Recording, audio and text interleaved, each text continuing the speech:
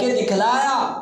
یہ صرف زبانی ان کا دعویٰ نہیں تھا، بلکہ احد کے موقع پر صحابہ کرام نے یہ کر کے دکھلایا کہ جب دشمن کے تیر برس رہے ہیں، تیروں کی بارش ہے، کہ کوئی صحابی وہ اپنا جسم آگے کر لیتا ہے، یہ تیر آپ صلی اللہ علیہ وسلم تک نہ پہنچے۔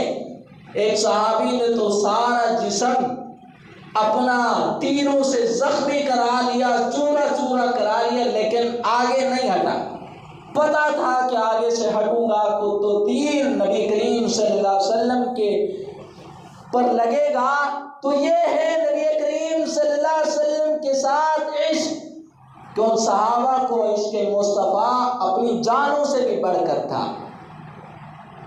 حضرت ابو طلحہ رضی اللہ تعالیٰ عنہ تیر اندازی کے